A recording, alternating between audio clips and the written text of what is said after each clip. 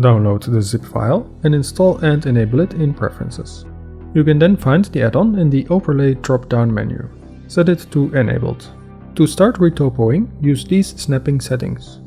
Then snap a plane to your sculpt in edit mode and start from there.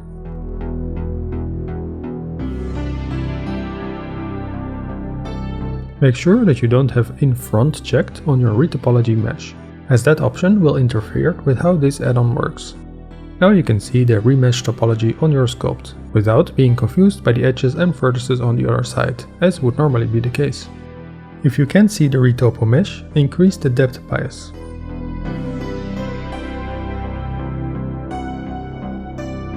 I prefer to turn edge opacity all the way down. It looks better once you use a subdiv modifier.